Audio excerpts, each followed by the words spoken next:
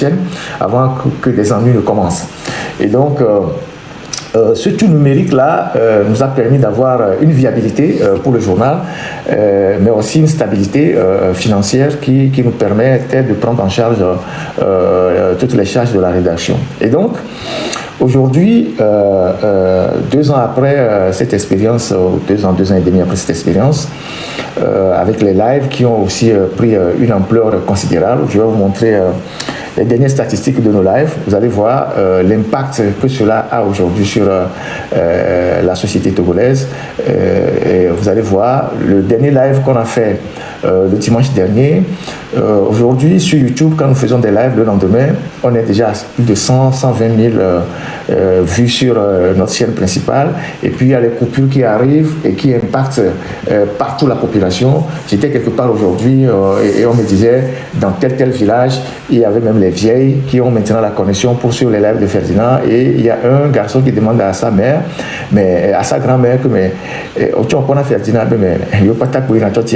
Donc, on voit bien, on voit bien sur YouTube ce qui se passe sur YouTube. On voit bien ce qui se passe sur YouTube là, et c'est là que ça se passe. C'est là où on voit l'impact énorme de ce travail formidable qu'on fait et de la manière dont l'information passe. Là, c'était le live du dimanche. À aujourd'hui, on est à 144 338 vues. Et ça, c'est juste que ceux qui sont venus s'informer après le live. C'est assez énorme. Et puis après, il y a les coupures qui prennent aussi une très grande ampleur. Et donc, nous avons toutes les statistiques qui montrent quand même que ce travail que nous sommes en train de faire est un travail qui a un énorme impact sur la société. Et aujourd'hui, pour être assez honnête, quand vous passez partout au Togo, tout le monde attend dimanche pour avoir les informations. Donc pour nous, c'est un levier important de communication qu'il faut préserver et qu'il faut renforcer. Et donc, on a eu la chance aujourd'hui, maintenant que Isidore est remonté sur Paris avec moi désormais. Ça fait 3 ans que, voilà, ça c'était sur TikTok, c'était 84 000 personnes qui étaient connectées le jour du live, c'était le dimanche dernier. Et donc, le live qui a duré 2h52 minutes, il y avait 84 000 personnes qui étaient connectées. Et donc, nous, on a les indicateurs pour mesurer l'impact du travail qu'on est en train de faire, les couches qui sont touchées. Et nous avons des statistiques, quand, par exemple sur YouTube, on a les statistiques sur les âges. On voit selon les âges comment les gens suivent nos lives, les moins de 18 ans, les 18 ans en allant, les 30 ans, 35 ans, 45 ans, 60 ans. On a toutes ces statistiques-là, donc ça nous permet d'avoir vraiment un tableau de bord. Et puis, on a aussi des statistiques sur les pays qui nous suivent. La plupart des pays qui nous suivent, là où on est vraiment suivi. Et ça nous permet de savoir comment on aborde les thèmes, les sujets, de réajuster notre communication. Et donc, par rapport à tout ce défi-là, j'ai entendu les interpellations des uns et des autres, à savoir que les lives soient beaucoup plus en langue vernaculaire pour toucher encore plus de Togolais, parce que ce travail-là est en train de réveiller tout un peuple. Et donc, je suis heureux de vous annoncer que maintenant que Isidore il est là, il va prendre la relève, faire les lives en vernaculaire. Comme moi, je vais faire les lives le dimanche. Et je vais aborder les sujets en français. Le lundi, à 20h, lui, il va aborder les mêmes sujets en EV. En EV pour nos frères et les sœurs qui sont dans les localités et qui n'ont pas et qui ne comprennent pas facilement le français. Donc lui, les lundis à 20h, il va faire les lives en vernaculaire pour nos mamans, pour nos frères, nos sœurs qui sont dans les localités, qui ne comprennent pas. Et puis, je suis en train de négocier avec d'autres amis pour reprendre ça en thème et reprendre en kabien, en moba, pourquoi pas. Et s'il faut que, on essaye de trouver des moyens pour payer des forfaits aux gens, on va payer les forfaits pour que ces frères-là puissent reprendre les thèmes que nous aurons développés en thème, en kabien, en moba. Bon, moi, je m'engage là-dessus. C'est ce que j'apporte fondamentalement à ce combat-là. C'est ma disponibilité, c'est mes idées, c'est le brainstorming, c'est les moyens, c'est les réseaux qu'on a, c'est les financements qu'on recherche auprès de nos partenaires à gauche et à droite pour pouvoir soutenir ce que nous sommes en train de faire. Et donc, je vais donc pour Isidore c'est bon, donc les lundis il va faire un résumé, ce n'est pas très long, il fera des résumés des thèmes qu'on a discuté le dimanche.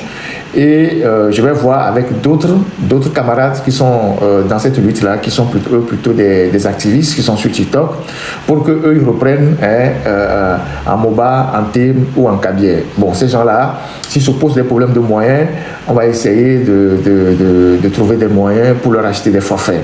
Et donc, c'est notre contribution pour cette lutte-là. Et donc, progressivement, nous allons normaliser notre travail. Ça veut dire quoi? Ça veut dire que l'autre journal va revenir. On a fait une très bonne réunion cette semaine avec Reporters sans frontières, qui est un de nos partenaires privilégiés, qui nous ont aidés à relancer le journal en ligne et qui nous assiste dans tous nos parcours, nos procédures administratives, judiciaires et tout ça. Et donc, on a fait une très bonne réunion avec Reporters sans frontières. Donc, il y a Isidore qui est sur Paris, il y a Eric qui est sur Paris. Tous ces gens-là sont sur Paris. On va voir comment on va s'organiser. Ce sont des animateurs, radio-télé, et on va s'organiser. Et donc, on a des projets qu'on a fini de boucler, qu'on va soumettre à des partenaires pour des financements. Vous savez, moi, il y a eu 2 ans ou 3 ans, j'ai été... j'ai eu le prix mondial de la liberté de presse. C'est une petite notoriété, je vais rester modeste, qui ouvre des portes. Vous imaginez ce que c'est avoir obtenu le prix mondial de la liberté de presse, CPJ, ça ouvre énormément de portes. Et donc, nous allons jouer sur notre petite notoriété pour monter des projets, obtenir des financements à gauche à droite, et puis nous doter de matériel et relancer notre journal en bonne et due forme. Ce qui est essentiel, c'est beaucoup plus un local, avoir des caméras puissantes. Comme je l'ai dit tantôt, quand je partais du Togo, j'avais des caméras qui étaient très très puissantes que j'ai offert aux gens, des caméras de 1600 à 1700 euros que j'ai offert aux gens. Et donc, on va réacheter tous ces matériels ici, plus sophistiqués, pour monter véritablement une télévision qui va émettre sur Internet, peut-être accompagnée d'une radio, et qui sera, dont les émissions seront orientées vers le Togo, la sous-région, et puis après, les lives aussi vont continuer. Donc, en résumé, on est en train de nous réorganiser au niveau du travail. Et maintenant qu'on a réussi à être plus ou moins, on a réussi à être ensemble, ça a pris du temps, mais il fallait le faire.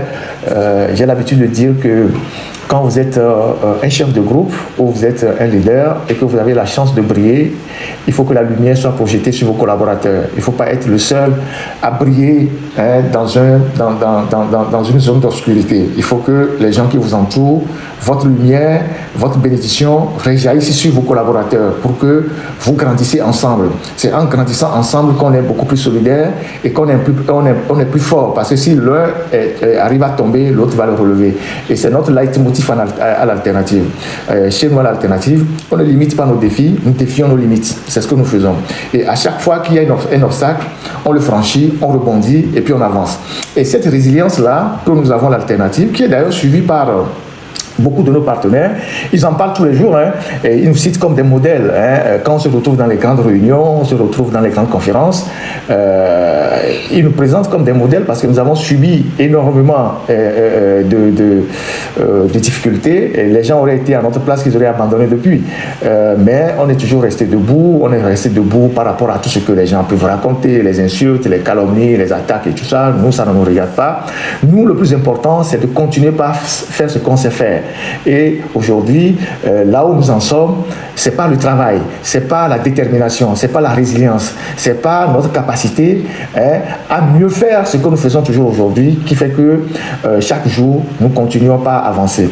Lorsque cette histoire du numérique a commencé, j'ai parlé avec beaucoup de confrères et j'ai dit, écoutez, on aura de plus en plus de difficultés à tenir les journaux papier, il faut qu'on bascule sur le numérique. Même en étant ici en France, j'ai toujours essayé de parler à des confrères, ceux que je peux aider. Je donne des coups de main pour que les gens puissent comprendre qu'en fait, le numérique aujourd'hui, c'est le seul moyen, c'est le seul modèle économique qui assure la stabilité des journaux. Même les grands médias aujourd'hui, vous les voyez, ils ont tous des fenêtres numériques. Ils sont sur YouTube, TikTok, ils sont sur Facebook. Et ils sont beaucoup même plus là-bas aujourd'hui que sur les canaux classiques. Le monde a évolué, il faut s'adapter.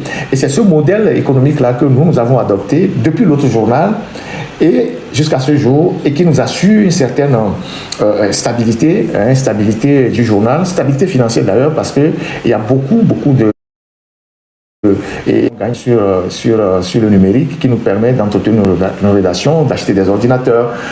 Depuis que je suis en France, j'ai offert à Lomé plus de 14 ordinateurs à des gens, y compris des journalistes, qui sont, et de ces 14 ordinateurs, au moins notre rédaction même a acheté 6. Et puis les autres ont été des dons et que j'ai convoyé à Lomé, que j'ai distribué aux gens gratuitement. Voilà, c'est des choses que nous faisons régulièrement parce que nous avons un capital de confiance, nous avons un capital de crédibilité et il y a des gens qui sont prêts à nous accompagner. Il y a des organisations, des partenaires, quand nous frappons à une porte, qui peuvent nous aider à aider d'autres personnes. Donc, je voudrais saluer tous ceux qui nous ont toujours, qui ont cru en nous, Il y a un moment donné, les gens, Isidore, il est là en face de moi, c'est lui qui assure la technique aujourd'hui. Qu'est-ce qu'on n'a pas entendu? Qu'est-ce qu'on n'a pas dit? Même vis-à-vis de lui, quand il était à BBC là-bas, Ferdinand est parti, il va t'abandonner. Et comme on le dit chez nous, quand quelqu'un est sur le lit de mort, il ne sait pas que on travaille. On a toujours travaillé, on a toujours essayé de reconstituer l'équipe, qu'on soit tous au même niveau. Et donc, Eric, il est parti en premier, et puis aujourd'hui, lui, il est là. Et donc, on va réorganiser le travail. Et c'est cette solidarité-là, c'est cette capacité à marcher ensemble. Ce qui est rare chez les Togolais, parce que les Togolais, dès qu'ils commencent quelque chose, et ça finit toujours en bagarre. Il y a un qui essaie d'être plus intelligent que les autres, qui essaie de rouler les autres dans la farine. Mais nous, on a tiré les leçons de tout ça. On avance comme une famille. Aujourd'hui, on a une équipe qui est très solide. On a une rédaction de presque 8 personnes qui travaillent sur le site internet, qui sont payées régulièrement à la fin du mois, avec le soutien de nos partenaires et de ce que nous-mêmes nous engrangeons comme revenus à travers le modèle économique qu'on a installé depuis. Donc c'est le travail qui nous permet d'être là où nous sommes aujourd'hui et on continue de se former, on continue. Isidore, à Dakar, il a pris une année pour se former au journalisme. Ouais, avec... tu as fait le journalisme financier. Oui, tu as fait le journalisme financier et économique pour pouvoir avoir les outils pour pouvoir interpréter les documents économiques. Moi, je suis arrivé ici rapidement, pendant que j'étais même en procédure d'asile, j'ai fait rapidement un Master 2 à l'ESJ. Et tout ça, ça rentre toujours dans nos objectifs. Nous former davantage. Là, il y a encore plein d'autres formations que nous sommes en train de faire. Et je pense que voilà. Donc ce soir, j'ai voulu vous entretenir sur ce réaménagement qu'on va voir dans les prochains jours. Donc la page YouTube sur laquelle Isidore va vous entretenir, si cette page YouTube est là, on va passer une capture d'écran. Lui, il fera pas ça sur la page principale. Il ne fera pas ça sur la page principale, il fera ça sur cette page, voilà, l'autre direct officiel. C'est ici que Isidore va entretenir nos frères et sœurs en vernaculaire. C'est ici qu'il va le faire. Et donc, c'est ici qu'il va décortiquer les sujets en langue locale, les sujets qu'on aura décortiqués les dimanches. C'est ici qu'il va le faire. Donc, vous pouvez vous abonner à l'autre direct officiel. Il y a déjà combien d'abonnés là sur ça? Il y a quand même pas mal d'abonnés. C'est un truc qu'on a lancé il y a quelques jours. Et puis après, quand nous aurons... Maxime, il va très bien. Maxime, il est au GIGN. Vous savez que quand il est parti, lui aussi, c'était un problème. Il est exilé. Et il était à BBC quand il est parti en exil. Et puis après, il a rebondi au GIGN. C'est le grand patron du GIGN en Afrique francophone. Il part former les gens un peu partout. Il y a quelques jours, il était en Haïti, en République dominicaine, pour former les journalistes là-bas. Et ça, c'est une fierté pour nous, pour l'alternative. Et même étant occupé de l'autre côté, il continue d'assister à la rédaction, de donner des conseils, d'apporter son expertise quand il y a des problèmes. Donc, Maxime est dans la grande famille. On continue de travailler ensemble. On est dans la grande famille. Et il apporte son expertise si besoin en est. Et aujourd'hui, de nous tous, c'est lui qui coiffe une grande organisation sur le plan international, et c'est une fierté pour nous à l'alternative. Et donc Isidore aussi est passé par la BBC. C'est aussi un plus dans son expérience, pour son expérience. Et donc voilà ce que nous faisons, et je pense que tout ça, c'était des objectifs fixés au départ. On s'est dit, écoutez, on va faire ci, on va faire ça, on va atteindre tel objectif, et Dieu aidant, Dieu merci, aujourd'hui, on est dans cette logique-là. Donc, abonnez-vous à cette page-là, l'autre direct officiel, sur laquelle, comment appelle-t-on, Isidore va vous entretenir à partir de la semaine prochaine à 20h chaque lundi, juste après le live. Lui, il parlera en EV, et je verrai avec d'autres activistes qui sont sur TikTok. Eux, ils vont utiliser leur page TikTok pour pouvoir en parler en thème, en kabyère, en moba et dans d'autres langues. Et comme je l'ai dit tantôt, s'il faut qu'on contribue pour que ces gens-là aient de la connexion pour parler régulièrement, on le fera. C'est important aujourd'hui que nous restons focus sur l'information, sur la sensibilisation, parce que plus on portera l'information au fin fond du Togo, plus on va préparer les gens à prendre leurs responsabilités vis-à-vis du régime. Et c'est ce travail-là que nous sommes en train de faire. Et on le fait déjà suffisamment bien qu'il faut le renforcer. Il faut le renforcer par des acteurs qui sont crédibles, par des gens dont l'audience au pays porte. Aujourd'hui, nous avons une voix qui porte énormément au Togo. Personne ne peut le nier. On a une audience terrible au Togo. C'est d'ailleurs ça qui suscite beaucoup de grincements dedans. Mais nous y sommes arrivés par le travail. C'est par le travail qu'on est arrivé. On n'a jamais perdu le temps à répondre aux colibés, aux gens malfaisants et tout ça. Nous, ce n'est pas le travail qu'on s'impose. Et toute cette équipe-là qui travaille, ceux qui travaillent aujourd'hui dans l'ombre, ils sont nombreux, et ceux qui travaillent de façon visible, ce n'est pas le travail qu'on s'impose, et c'est par ce travail-là que nous allons continuer par s'imposer dans le cœur des Togolais. Et donc, cet outil de communication que nous avons, cette audience que nous allons l'exploiter à fond pour que l'information, nos enquêtes, nos investigations, les dossiers que nous avons puissent atteindre le plus grand nombre de Togolais, parce que ce travail n'a pas été fait par le passé. Aujourd'hui, nous avons un outil formidable, c'est l'Internet. On va l'utiliser à fond pour que les Togolais, au fin fond des villages les plus perdus, soient vraiment au courant. Il y a quelqu'un qui me disait ces jours-ci que tu ne peux pas imaginer que dans nos villages, dans les villages même où les gens n'avaient pas d'informations, aujourd'hui, les gens achètent la connexion. Et les dimanches, ils se mobilisent à 5, à 6, à 7, à 10 pour écouter le live de Ferdinand parce qu'on aborde les sujets qui touchent directement les problèmes des populations. Nous, c'est ça que nous faisons. Les sujets qui touchent directement les problèmes des populations. Si vous parlez des gens qui sont en Naki Est, vous parlez des gens qui sont à 50C, vous parlez des gens qui sont à Meaux, vous parlez des gens qui sont à Badou, vous parlez des gens qui sont à Gagné. Pourquoi ils n'auront pas de sympathie pour vous? Parce que vous êtes le seul ou vous êtes l'un des rares à parler directement de leurs problèmes. Et c'est ce que nous faisons, c'est ce que nous avons compris. Et ce travail-là, on va l'accentuer pour que le plus grand nombre de Togolais puissent être au même niveau d'information. Et une fois que les gens seront au même niveau d'information, ils auront suffisamment des outils, des éléments pour demander des comptes au gouvernement. Et c'est ce travail formidable-là qu'il faut accentuer. Donc voilà pourquoi j'ai voulu faire le live ce soir. Il n'y avait pas quelque chose de particulier. C'est pourquoi on a voulu faire le live ce soir.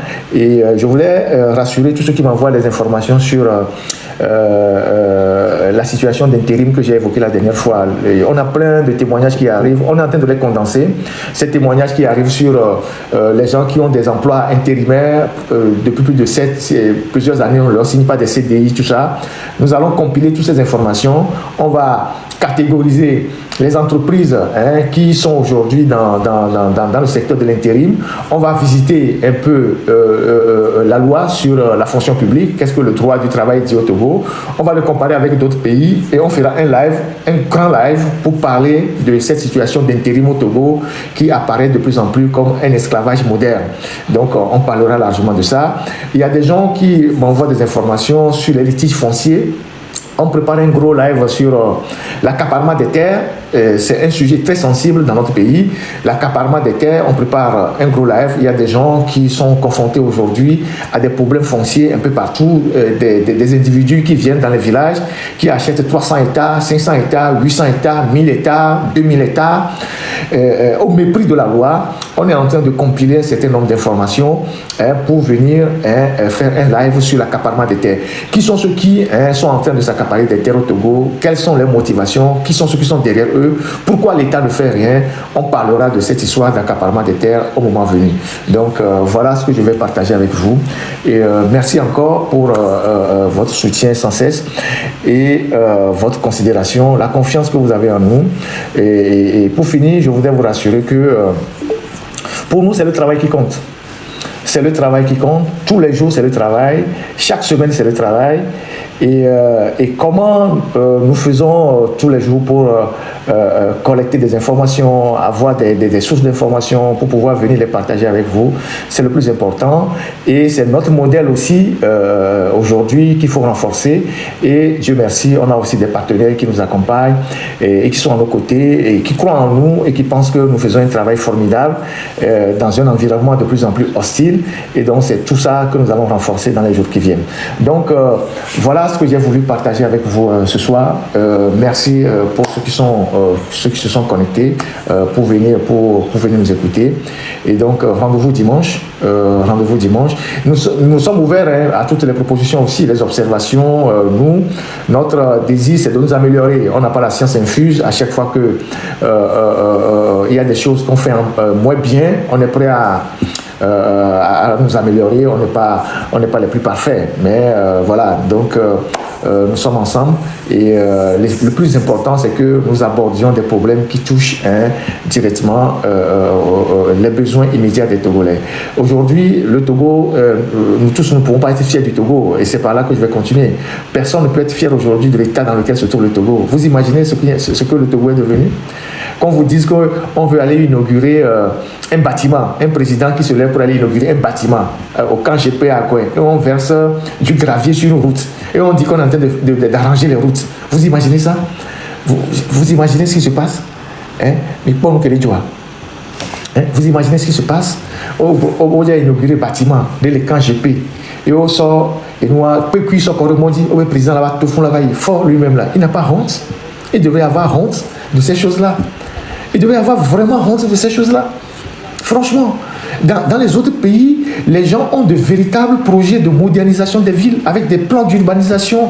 On goudronne les rues, on met les caniveaux, on met tout. Mais chez nous, c'est quand le président veut passer dans un quartier qu'on verse du gravier pour qu'il n'y ait pas de la poussière. Et on appelle ça grands travaux.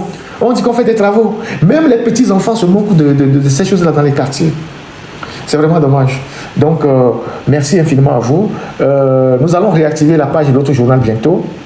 Elle était en hibernation, on va la réactiver et puis on vous demandera d'aller vous abonner là-bas sur cette page aussi. Dès qu'on sera prêt avec la mise en place de notre studio pour commencer notre travail, vous verrez que ce sera un travail bien fait, un travail impeccable avec des professionnels qui ont de longues années d'expérience et comme je le disais tantôt, moi je ne suis que le premier responsable de tout ce groupe-là. Je ne suis pas un chef. En réalité, je ne suis pas un chef. C'est vrai que mes collaborateurs, ils essaient de dire, bon, c'est toi, mais moi, je ne suis pas un chef. Moi, je suis juste le premier responsable, ça me sied comme ça, de tout ce groupe-là. Mais je suis la figure la plus connue. Et comme je le disais tantôt, quand vous êtes un chef, ou vous êtes un premier responsable et que Dieu vous bénisse, que vous brillez, il faut que la lumière rejaillisse sur vos collaborateurs. Et c'est ce qui se passe chez nous. Chez nous, on évolue en groupe. Et on se serre les coudes, on se tire vers le haut. Et c'est ce qui se passe et c'est ce que nous avons appris à faire. Et c'est ça qui fait la force de notre groupe. Et donc, j'ai plein de collaborateurs que vous ne connaissez pas, qui font un travail formidable dans l'ombre. Et c'est des gens formidables aussi, qui croient en moi. Et voilà. Donc, je pense que c'est cette qualité-là, ces valeurs-là que nous portons qui nous permettent d'avancer et d'aller encore plus loin que ce que nous faisons aujourd'hui. Dieu merci, nous avons une autorité mondiale. On l'oublie souvent, on l'oublie. C'est vrai que moi-même, je n'en parle pas souvent. On a une autorité mondiale. La dernière fois, quand on était à Genève pour aller plaider pour le cas des droits de l'homme, partout où on est passé, quand on arrive quelque part, telle personne dit, mais non. Dès que je me présente, non, j'ai déjà entendu parler, j'ai lu votre nom dans un rapport, on a déjà communiqué, on était ici. Et les autres disaient, mais Ferdinand, tu n'as plus besoin de te présenter, on te connaît partout. J'ai dit oui, parce que il y a quand même cette autorité-là mondiale qu'on n'utilise même pas souvent à fond parce que on n'en fait pas un boucan, on fait pas un boucan autour et c'est un label qui nous permet d'ouvrir des portes, de taper à des portes. Dès qu'on a besoin de quelque chose, si on frappe à telle porte, elle va s'ouvrir. Il suffit qu'on tape mon nom et puis qu'on regarde, on se dit mais attends, c'est quand même quelqu'un de crédible. Et donc voilà, c'est sur ces leviers-là que nous essayons de jouer et nous avons aussi des amis qui sont dans des structures qui croient en nous ou avec qui on a travaillé dans d'autres domaines qui nous permettent aujourd'hui d'avancer, de mobiliser des moyens pour pouvoir tenir nos rédactions et aider aussi d'autres rédactions. Comme je l'ai dit tantôt, parfois on aide d'autres rédactions et nos camarades qui sont restés à Lomé, nos confrères, j'ai toujours dit, les rares avec qui je parle encore, j'ai toujours dit, il faut laisser vos histoires de journal papier ou à côté du journal papier, il faut faire du numérique. Aujourd'hui, vous voyez ce que capture écran fait, je ne sais pas comment c'est capture d'écran vous fait, c'est ce modèle-là, c'est ce genre de modèle, c'est un modèle qui fait que en rien de temps, le média est connu et les œuvres du média deviennent virales. Et ça, vous n'avez pas besoin de beaucoup de moyens pour faire ça, même avec un téléphone.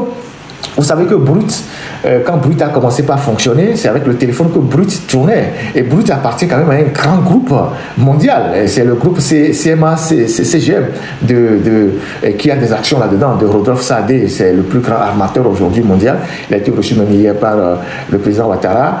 Et donc Brut tournait avec juste le téléphone. Et aujourd'hui, ils sont vraiment une référence sur le plan mondial. Isidore qui a fait BBC numérique, il sait comment on monte les vidéos, comment on choisit les sujets, comment on fait les capsules, comment on fait, on écrit les scripts, on fait les scripts, les pitchs et tout ça, et comment ça prend rapidement. Et donc c'est ce modèle-là vers lequel il faut aller. Et c'est ce que Capture Média a compris. Et donc, mais ça nécessite beaucoup de travail. Il faut travailler. Il faut se dire, je veux vraiment faire ça. Je veux sortir de ce journalisme ancien-là, où on allait faire des petits reportages et tout ça pour vraiment nous adapter aux réalités aujourd'hui du monde. Et donc, c'est ce que Capture Média a compris et vous voyez que toutes ces œuvres sont virales. Et c'est ça la réalité. Et donc, c'est vers là qu'il faut aller. Et nous, quand on a commencé l'autre journal, on a déjà compris que c'était ce modèle économique-là. Parce que les gens voient Capture d'écran, mais c'est un modèle économique basé sur le numérique. Et qui lui permet non seulement d'engranger une très grande audience, mais aussi d'avoir des moyens pour soutenir sa rédaction. C'est ça. Donc, voilà ce que j'ai voulu partager avec vous ce soir. Et On va terminer avec une chanson de l'indépendance. Esseni, je ferai encore la promotion de ta chanson dimanche prochain. Merci pour ta sympathie et beaucoup de courage pour le travail que toi et ton équipe vous abattez. Le plus important, c'est qu'on intensifie la sensibilisation et moi, je reste convaincu qu'un jour, les Togolais prendront leurs responsabilités. Et ça va arriver bientôt. Et nous sommes en face d'un régime qui est décadent. Quand vous voyez Faure Gnassingbé, vous l'observez de très près, vous comprenez que 20 ans du pouvoir, il est totalement usé et il n'a plus d'autre solution. Il est totalement usé, il est perdu, il n'a plus de vision, il n'a plus d'objectif. Tout ce qu'ils font, c'est le rafistolage, c'est le replâtrage qu'ils font. Et donc, un pouvoir comme ça, qui évolue dans une région où il y a des chefs d'État qui partent par des élections et tout ça, il finira par être assez obsolète et finira par tomber d'une manière ou d'une autre. Mais si nous croisons les bras, il n'ira pas de lui-même. Il faut que nous faisions un travail de fond, chacun dans son domaine, pour que les populations soient suffisamment outillées pour prendre leurs responsabilités. Et donc je salue, moi, pour finir, tous ceux qui prennent la peine chaque jour de sensibiliser, de porter l'information vers les populations, de traiter les sujets qui sont les sujets les plus importants et de mettre et de révéler les limites de ce régime-là et de convaincre les Togolais que ce régime ne peut plus rien nous apporter. Madame Marguerite Nyakade l'a dit, un seul jour de plus de force, c'est un jour perdu. Et donc, force, c'est quelqu'un qui nous perd le temps. Et il faudra qu'il s'en aille le plus tôt possible pour que le Togo puisse se relever. Et c'est ce travail-là, c'est un travail qu'il faut faire avec des gens de conviction, des gens de valeur, les gens qui mènent une lutte de façon désintéressée, des gens qui ne sont pas dans les calculs, des gens qui pensent au Togo d'abord. Le Togo au-dessus de tout. Et si nous tous nous sommes persuadés que le Togo est au-dessus de nos petites personnalités, de nos organisations, de nos associations et tout ça, on va y arriver le plus rapidement possible. Après, ceux qui ont des ambitions peuvent les exprimer de façon légitime et aller au suffrage pour demander aux Togolais de leur accorder la confiance. Nous, on n'est pas dans cette posture-là. Nous voulons un pays débarrassé des dirigeants incompétents, des dirigeants qui ne nous ont rien apporté depuis 60 ans et qui tiennent les câbles en compromettant l'avenir de la jeunesse. C'est contre ces gens-là, ces prédateurs financiers que nous essayons de lutter. Et ça, c'est pour le bien de tous les Togolais. Donc, merci à vous tous. Merci. Comme je l'ai dit tantôt, les résultats du concours sont donnés. Vous pouvez aller les voir et commenter les résultats et essayer de comprendre pourquoi il y a ces genres de résultats. Ceux qui veulent faire des analyses beaucoup plus détaillées de ces résultats-là, il faut prendre les résultats et faire vos analyses. Vous avez le droit de savoir pourquoi, et voilà. Parce qu'on est un pays. Et quand on est un pays, et quand on dit que c'est un pays, c'est une nation, tous les fils de la nation, quand on fait un concours, doivent retrouver leur place dans les résultats. On ne doit pas privilégier certains au détriment d'autres. Donc vous pouvez prendre ces résultats-là et les analyser vous-même et comprendre ce qui se passe dans notre pays. Merci infiniment, merci à vous tous, merci pour le soutien que vous venez cesser de nous apporter. Nous sommes des vôtres. Nous sommes là pour apporter notre voix à ce combat-là et c'est ce que nous faisons depuis des années. Malgré tout ce qui se passe, les obstacles, les défis, tout ça, nous, on fonctionne comme des bulldozers. On n'a pas le temps et nous, c'est des objectifs qu'on poursuit. Et Dieu merci, on a compris et depuis longtemps, à chaque fois que nous nous fixons un objectif, on l'atteint toujours et puis on avance. Et c'est ce que nous faisons jusqu'à aujourd'hui. Il y a cela 3 ans, on est parti dans tous les sens. On devait finir dans la prison d'Agombio. C'est là-bas qu'on devait nous amener si quand nous avait condamnés.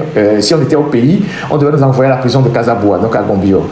Dieu merci, on a pris la poudre d'escampette. Et puis, 3 ans après, on s'est retrouvés. Comme je le disais tantôt, une pensée à Joël Ega qui nous a laissé beaucoup plus tôt. On s'est retrouvés aujourd'hui pour reprendre de façon formelle ce que nous avons appris à faire.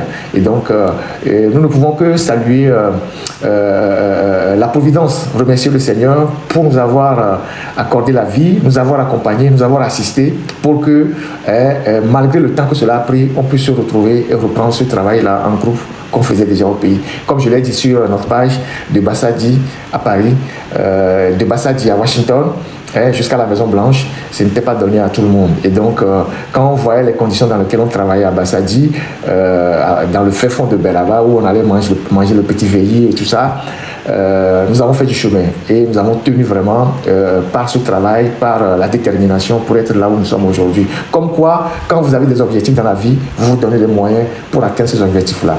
Je salue tous mes collaborateurs, ceux qui ne sont pas visibles, qui sont dans ce live-là, qui font la modération. De grandes dames, de grands hommes qui sont là et qui croient en moi et qui ont toujours été à mes côtés jusqu'à ce jour. Je pense que ce sont des gens formidables, ce sont des gens vraiment formidables. Et merci pour votre confiance, merci pour la solidarité, merci pour ce que vous représentez pour moi. C'est une famille et voilà, on repart sur de très très très bonnes bases après quelques années de frottement dû aux aléas liés à notre travail. Merci infiniment, merci à vous tous. Et passez une bonne soirée. Vous pouvez aller retrouver les autres lives à dimanche prochain. Merci.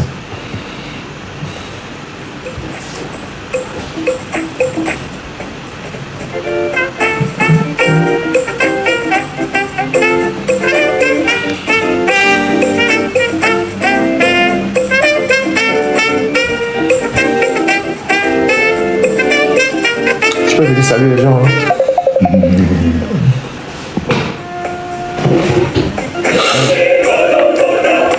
Je vais vous voir, Isidore, vous allez le voir.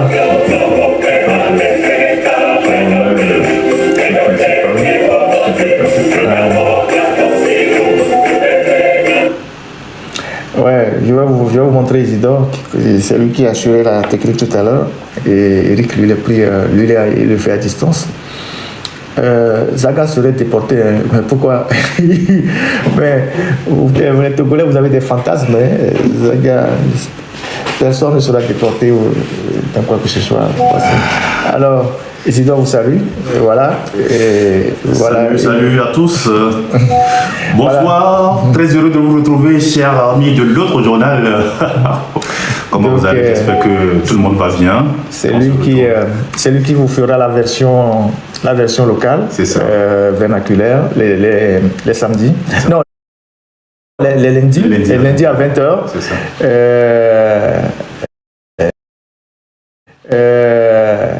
Les donnants. En tout cas, il va vous entretenir en vernaculaire les lundis à 20h. Il fera son live sur l'autre direct officiel. Et voilà, donc voilà, l'équipe. Allez, ciao. Donc, ciao.